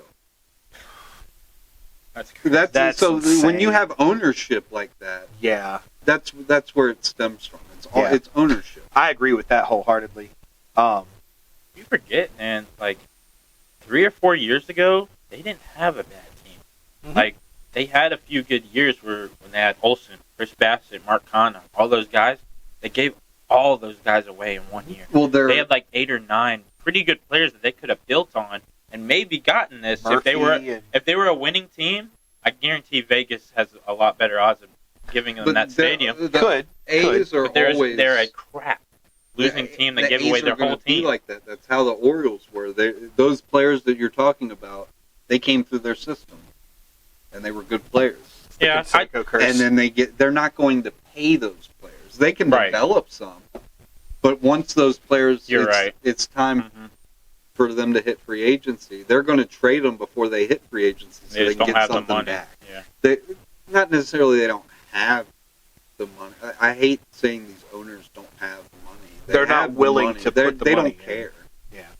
I remember on Moneyball where he's like, here's the good teams. Yeah. Here's the bad teams. Here's a pile of crap. And here's us. Yeah. Yeah. So.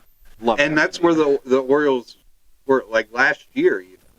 We had the second lowest payroll in the league. And farm system, man. It's going to go up this year, but it's still going to be pretty low. Dude, you have to get those consistent playoff runs and I get the ring to and really as excited that. as I am about the new ownership, it's still they haven't done anything. Right. So they got to build. They need to do something, and what would be perfect, what they should do once everything is finalized, once it's official, and they are actually in control, what would be great this year is if they get Adley and or Gunner signed up. That big extension like Bobby Witt. Exactly. Get them locked up. Yeah. Get them locked up. Do something to where you show everybody. You show the fans. You show the organization. We're long term, not in, short term. Yeah, in, most definitely. We're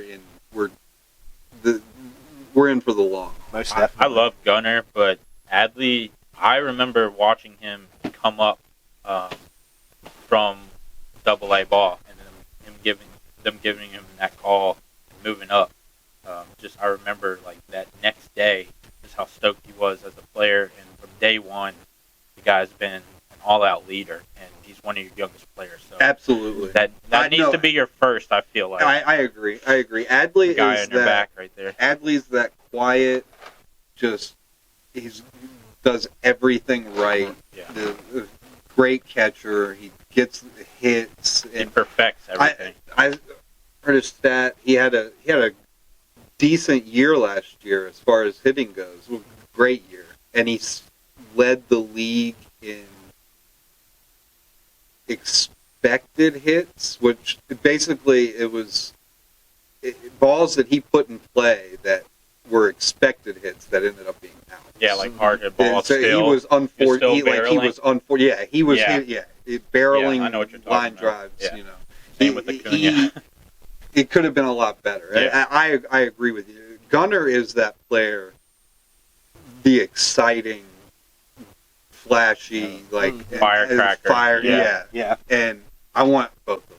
Yeah. I want both. They're so fun.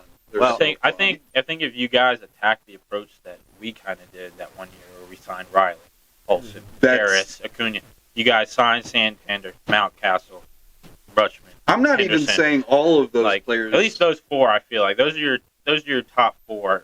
You know, in my opinion. I know you're a Baltimore fan, but like those four were just outstanding all year. Like they did not stop. They were all year just great. Mountcastle. He could end up being lefties. one. He could end up being one that straight gets away left out because Heston Kjerstad is coming up. Right. Yeah, you guys got a lot of young guys. He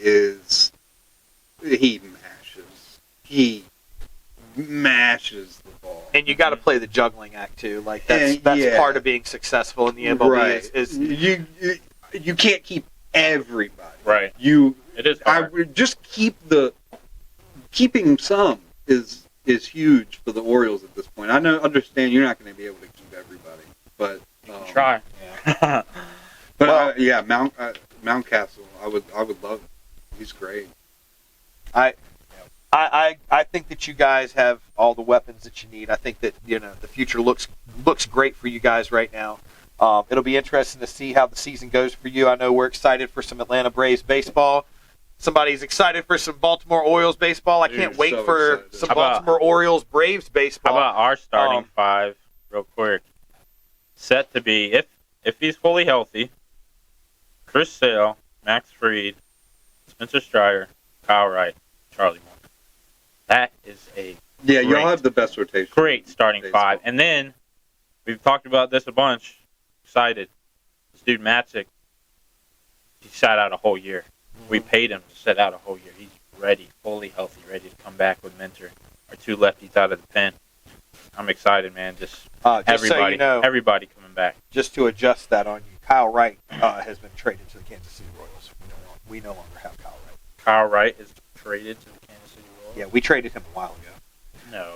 You'll still have the best 11-18-23. Royals acquired him. Especially if I was not aware of that. Yeah. Especially if Sale stays healthy. Yeah. That's a dominant. Might put Smith Shawver in then. I was unaware of the Wright trade. Let's I guess. See. Who did we get for him? He was a 22-game winner 2 years ago. What couldn't he give away Jackson Coar is who we traded Kyle Wright for. Just because of one surgery. It's unsure. I mean, they said he was having issues too. I mean, we're unsure. But either way, it'll be interesting to see how the season goes. I'm excited for it. I'm excited to see some spring training stuff. I guess I got to revamp my MLB.TV subscription. Make sure that's good to go for the season. Watch every game. But that being said, let's go ahead and finish. Your mom still got cable, right? Huh? Your mom still got the cable, right? Yeah. Yeah, you got Masson, bro. You got Masson. Well, let's finish this thing up. Let's go ahead and get a number on these Trader Joe's snacky clusters. Good. I'm going to tell you.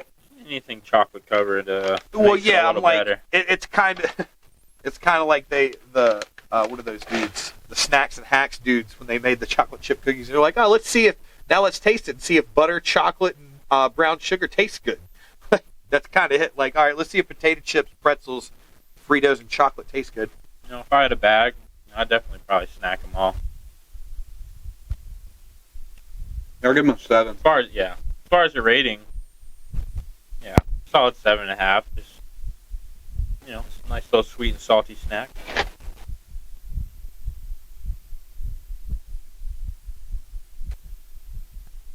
Definitely good to snack on during the games. The whole point.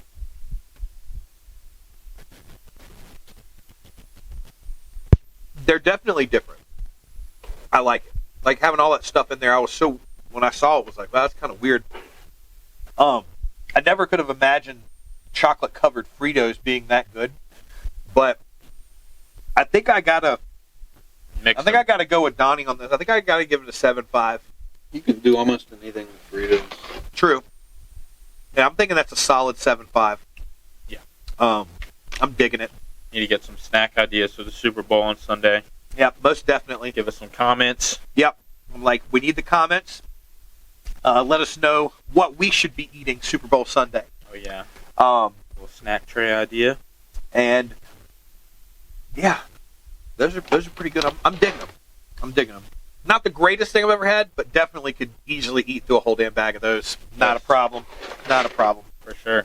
Well, that being said, solid snack, solid sports. Yep. It's fun, fellas. Yeah. Very fun. It's very fun. It's been a great time having you guys on this evening. Enjoy the Super Bowl. Let's say what? Guys, enjoy the Super Bowl, everybody. Yeah, most definitely. Biggest game in football this Sunday. Let's hope everybody has a good time. Hope everybody's bets come true. Yes, sir. And on top of that, first spring training game on my birthday, February 22nd. It's the start of baseball, baby. And on top of that, off and rolling. Thank you guys all again. Thank y'all so much for the support, the love. Like, share, comment, hit that subscribe button if you haven't. Join the party that is SportsBites. Again, we love seeing everything. We love seeing the interaction. Comment on there what you want to see, what you want to hear. Comment when it's your birthday. We'll give you a shout out. Anything. Comment whatever. We just want to hear from the fans. If you guys like us, tell your friends, tell your family, anybody that likes this kind of thing, that enjoys a voice, just talking about sports and just random topics like we do. Just to spread the word for us. We set the foundation. Now you guys, we're trying to push for you guys to spread it out for us, so that would be much appreciated. Join the ever-growing sensation that is SportsBites. Jump on the train, grab your seats, and set up for the ride, because it's going to be a fun one, everybody. And with that, I want to thank you once again for being here tonight and watching us. We are SportsBites, your self-proclaimed #1 sports podcast, bringing you the best of both worlds. Sports. Bites. And snacks. I didn't say both of them this time. Grant got me for saying them both last time. And with that, Don, Robert, thank you guys so much for being on. It's been a fun time. It's been awesome. Great night this evening. And again, to all the fans, thank y'all so much. We love you. Have a great night. Thanks for being here. See you later.